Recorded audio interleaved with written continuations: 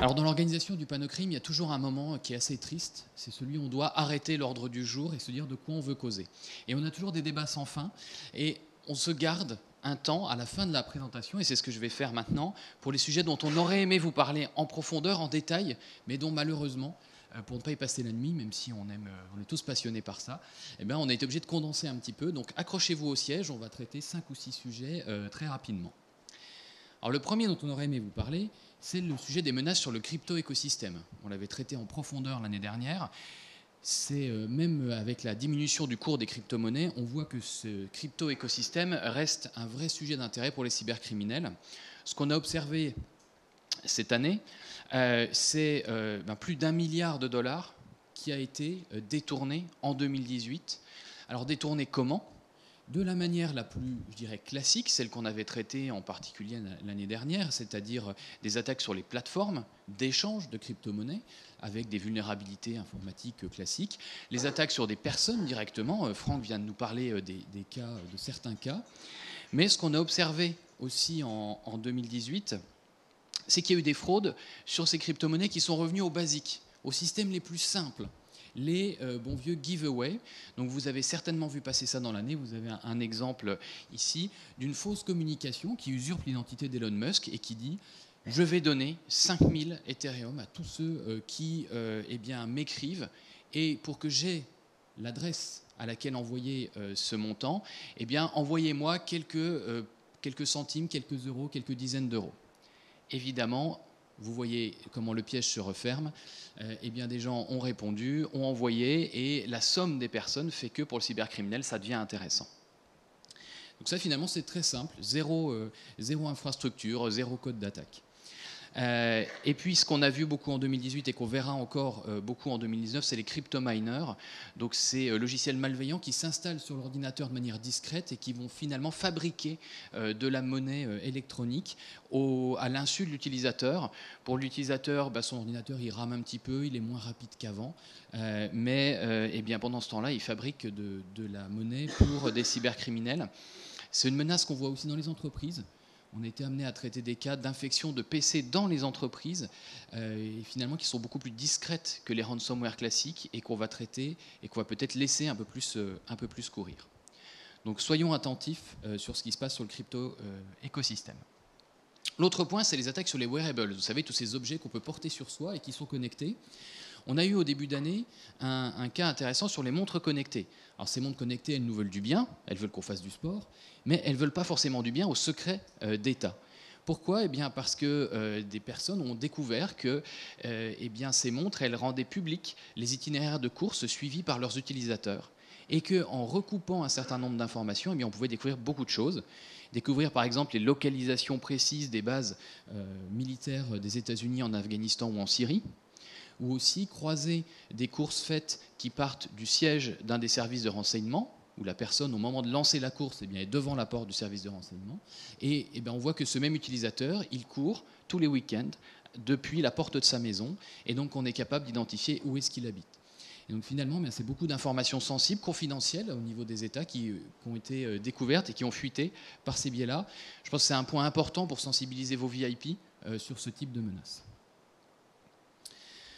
On aurait bien aimé aussi parler des attaques sur les véhicules connectés. Il y en a eu, dans la même lignée que ce qu'on avait vu précédemment. Là, on voulait juste faire un zoom quand même sur Tesla. Ce qui est arrivé à Tesla, on le sait, c'est quand même le constructeur le plus emblématique sur le côté voiture connectée, voiture autonome. Ce que vous voyez là, c'est la manière dont on est capable de dupliquer maintenant la clé d'une Tesla. Donc en quelques secondes, en étant juste derrière la personne, en approchant un téléphone de la clé, on est capable d'en capturer l'empreinte et de la rejouer après. Donc ça, c'est une faille qui touchait des modèles de Tesla anciens. Il y a eu des rappels. Et maintenant, pour démarrer sa Tesla, sur certains modèles, il faut ajouter un code PIN. On est passé dans une notification à 2 facteurs pour démarrer sa voiture le matin. Il y a eu aussi, en 2018, des cas de fraude au président. On en a sélectionné un particulièrement emblématique, parce qu'on dit toujours « Ah oui, la fraude au président, c'est la pauvre comptable qui est arrivée il y a 15 jours en CDD, qui s'est fait avoir, etc. » Eh bien, pas toujours. Parce que ce qui est arrivé à Pathé, le groupe de cinéma. C'est dans sa filiale hollandaise, c'est le directeur, le CEO de la filiale hollandaise et la directrice financière de la filiale hollandaise qui se sont fait avoir, très simplement, par des emails venant en usurpant l'identité du patron du groupe et leur demandant de faire des virements pour une opération particulièrement sensible et confidentielle qui aura lieu au Moyen-Orient, en particulier à Dubaï. Et donc ils sont tombés dans le panneau, et ce panneau, ils ne sont pas tombés qu'une fois. Il y a eu plusieurs virements à la suite, jusqu'à ce que finalement, il n'y ait plus assez d'argent sur les comptes aux Pays-Bas et qu'ils soient obligés de faire un appel de fonds à Paris, qui a découvert le poteau rose, et vous imaginez derrière ce qui s'est passé. Cette affaire, on l'a appris parce que justement, Pathé a licencié les personnes concernées pour faute grave, et eux se sont portés en justice pour essayer de faire annuler tout ça. Voilà, donc on voit que ça peut toucher toutes les catégories de population, donc il ne faut pas négliger à sensibiliser à nouveau toutes les personnes de l'entreprise, et en particulier les plus haut placés. Autre cas, c'est les rançongiciels. Alors les ransomware, ça on en a parlé. On voulait juste faire un petit zoom sur une nouvelle technique de déchiffrement qui est apparue dans l'année et qui comme ça apparaissait vraiment, mais vraiment intéressante. C'est celle qui est proposée par la société Dr Chiffro, qui finalement propose de déchiffrer les données à un certain coût, certes, mais comment est-ce qu'ils font? Et ils garantissent que ça marche. Comment est-ce qu'ils font? Très simplement, ils se posent, comme vous le voyez sur ce schéma, en intermédiaire avec les cybercriminels. Vous payez le prestataire, lui paye le cybercriminel, il récupère les données et bien entendu, il se fait de la marge dessus. C'est normal, il vous a quand même rendu un service. Donc évidemment, il faut faire attention à ce type de société parce qu'il n'y a pas que, il y en a eu beaucoup d'autres. Il y a un endroit où il faut aller si jamais vous êtes touché par un ransomware et que vous voulez voir s'il y a des solutions pour déchiffrer les données, c'est le site No More Ransom, qui est en particulier porté par Europol et qui consolide en fait tous les travaux de recherche pour pouvoir déchiffrer des données qui ont été touchées par des ransomware. Le cas suivant, c'est le cas des données qui pleuvent du cloud. Alors vous savez, le cloud, c'est des nuages. Et donc finalement, plus le nuage est chargé, et à un moment, ça pleut. Et donc c'est exactement ce qu'on est en train de voir ces temps-ci, c'est que les entreprises y vont massivement, et que les fuites, elles deviennent aussi de plus en plus massives. Alors on avait traité l'année dernière Verizon, Accenture, la NSA, ça a continué en 2018. Ça a continué chez FedEx avec plus de 100 000 documents. Ça a continué chez GoDaddy, la société qui fait des noms de domaine, où une grande partie de son infrastructure a été révélée par une fuite. Mais ça a aussi touché la société Spyphone, qui fabrique des spyware pour espionner finalement les membres de son entourage. Il n'avait pas assez protégé les données qu'eux-mêmes avaient espionnées sur les téléphones. Je vous laisse voir le dégât. Voilà. Là, c'est trois cas qui touchent à chaque fois les infrastructures d'Amazon, les fameux buckets qui donc consolident les données et qui, par défaut, avaient un certain nombre de paramètres de sécurité qui n'étaient pas bien positionnés. Alors, ce que je dis là pour Amazon peut être vrai aussi avec d'autres systèmes cloud. On entend toujours dire, et nous on entend particulièrement les entreprises ou les dirigeants des entreprises dire mais le cloud c'est sécurisé, on n'a pas besoin d'investir en sécurité dessus, c'est déjà fait. C'est pas faux sur l'infrastructure, par contre c'est complètement faux sur la gestion des droits, la gestion de l'administration, etc. Et donc Amazon, voyant quand même l'étendue des dégâts, réagit et en novembre 2018 a encore proposé des nouvelles solutions pour par défaut ne pas permettre le partage de données trop ouvertes. En tout cas à bien garder en tête. À garder en tête aussi les attaques sur les API. Et ça, on a vu plutôt sur 2018 des expositions de données, comme le disait tout à l'heure Nicolas, et pas vraiment des attaques, mais on n'est pas loin du fait que les cybercriminels vraiment se mettent à réaliser des attaques sur ces éléments informatiques qui permettent d'échanger des données entre différents serveurs. Donc ça a touché Facebook, ça a touché Google, ça a touché aussi Salesforce, pourtant pas le moindre des acteurs dans le numérique. Donc tous les grands acteurs du numérique sont touchés. Et finalement, il faudra voir, et on se donne peut-être là rendez-vous en 2020, pour voir si cette année sera émaillée des attaques dont je vous parlais précédemment.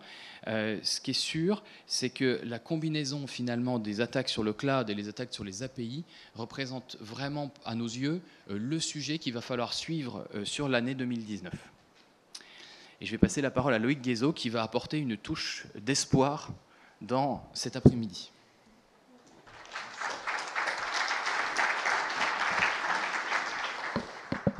Touche d'espoir, ça dépend de quel côté on se place.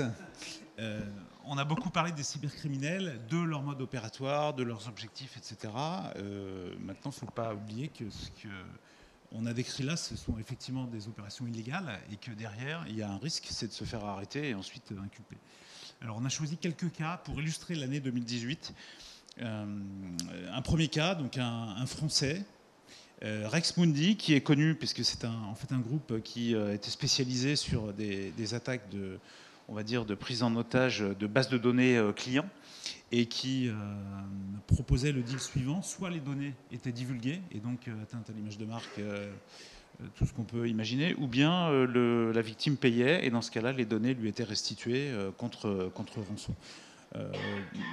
Donc Jonathan Véron était tranquille en Thaïlande. Il a été très actif, y compris depuis la Thaïlande, avec un bon équipement sur place. Et puis, un matin, il a été, à la mode thaïlandaise, victime d'une intrusion, pas informatique, mais assez physique chez lui. Bon, il fait chaud en Thaïlande, en l'occurrence, je pense qu'il était pris aux sorties du lit ou déshabillé pour des mesures de sécurité. Il n'était peut-être pas que pirate informatique, il était peut-être armé, je ne sais pas. En tout cas, voilà, ce pirate qui avait beaucoup sévi en Belgique et qui avait été connu en France en juin 2014 pour le vol de la base de données Domino's Pizza et sa divulgation suite au refus de Domino's Pizza de payer la rançon qui était à l'époque de 30 000 euros. Et bien aujourd'hui, il est sous les verrous en Thaïlande. Alors, en France aussi, on a une autre opération qui est particulière, dans la mesure où elle a été menée très largement par les douanes. Il y a plus de 40 personnes des services compétents qui étaient concernés. Donc Black Hand, un site de vente sur le Darknet, un dark market, hein, oui c'est ça, je ne sais plus comment ça s'appelle d'ailleurs. Donc un dark market qui était spécialisé sur les différents produits classiques, donc stupéfiants, faux documents, fausses pièces d'identité, etc., carte bleue volée mais utilisable, enfin tout ce qu'on peut trouver. Ce qui est intéressant de voir, c'est que là il y a plusieurs personnes qui ont été arrêtées, dont le principal administrateur. Les autres personnes, donc les 3 autres personnes, a priori ne se connaissaient pas dans la vie réelle. Ils ne se connaissaient que par leur contact virtuel sur ce marché. Caractéristique, ce principal administrateur en fait était une femme, une mère de famille française, sans histoire dans la mesure où elle n'avait pas de casier. Elle avait un profil un peu particulier et ça, je pense que les enquêtes montreront la complétude du personnage. Mais en tout cas, elle gérait un des plus gros sites illégaux du dark web. Elle travaillait bien sûr sous pseudo, jeune. L'avantage de cette arrestation, donc il y a une grosse couverture médiatique, donc une belle opération de sensibilisation de la part de la police française via les douanes, et puis surtout saisie de la base de données complète des utilisateurs de ce marché dans le dark web, donc à peu près 3000 profils utilisateurs. Certains dedans sont sûrement des policiers infiltrés, mais il reste beaucoup qui sont des utilisateurs qui vont être sujets à des enquêtes complètes et qui vont peut-être amener à d'autres arrestations sur les aspects utilisateurs cette fois-ci. Alors, en France, pour finir sur la France, un 3e cas, vente d'infos sur le Darknet.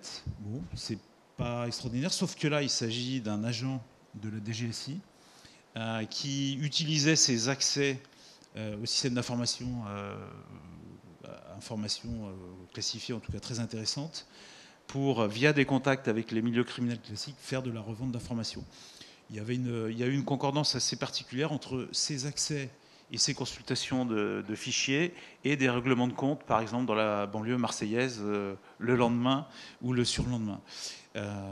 Donc le policier a été arrêté, mis en examen, et effectivement, je pense qu'il voulait vraiment rester anonyme, puisque ces informations-là, il les revendait contre du Bitcoin. C'est important parce que c'est... comment dire il n'y a pas d'abri, que ce soit sur le dark web ou que ce soit sur une position privilégiée. La police fait son travail. À grande échelle cette fois-ci, on revient un peu plus tôt dans l'année, en mars 2018, un gang qui fonctionne depuis 5 ans, qui a causé des pertes cumulées de plus d'1 milliard d'euros aux banques, avec une couverture géographique très importante. Le cerveau des opérations a été arrêté en Espagne, donc là aussi une opération internationale. Et puis un mode opératoire très complet, comme les exemples qui ont été montrés par Jérôme tout à l'heure: infiltration, attaque sur les distributeurs, virement en interne ou attaque sur le système de paiement, donc des opérations de très grande ampleur qui ont été arrêtées après une enquête assez longue. Un cas particulier, un service Scan4U, donc un service de counter antivirus qui permettait à des malveillants d'aiguiser leurs outils, déguiser au sens de aiguiser, de rendre efficaces leurs outils informatiques avant de les mettre en production, puisque ce service proposait de tester l'efficacité de ces systèmes contre la majeure partie des antivirus du marché, avant de les utiliser et donc de se faire détecter. Une particularité ici, une collaboration très longue entre le FBI et un éditeur de sécurité sur plusieurs années, 3 ans, qui a permis d'arrêter les administrateurs et tout un réseau de revendeurs qui s'était mis en place. Donc un informaticien qui avait son profil sur LinkedIn, qui a été donc condamné à 14 ans de prison. Le FBI toujours qui est très actif, qui désigne 2 Iraniens comme les auteurs d'un des gros ransomware de l'année, SamSam, qui a principalement visé les États-Unis avec des villes et des établissements de différentes natures aux États-Unis depuis 2 ans. Et puis pour conclure, un lien que je vous invite à consulter et une question. Si vous étiez là il y a 5 ans, lors du premier Panocrime qui a traité de ces sujets géopolitiques, attribution, etc., j'avais conclu en présentant cette page du FBI à l'époque il y a 5 ans. Pour mémoire, il y avait 10 personnes qui étaient le top 10 des personnes recherchées. Voilà. Aujourd'hui, il y a 60 personnes. Il y a encore des profils plutôt russophones, il y a encore des profils chinois militaires, mais je dirais que c'est un petit peu plus complet et donc c'est pour moi le reflet du travail actif des services de police dans le monde contre la cybercriminalité. Alors ma question, je vais la poser à la police nationale. Que fait la police? Et je vais laisser la parole au commissaire Beauvois pour nous présenter les dispositifs actuels au sein de la police nationale.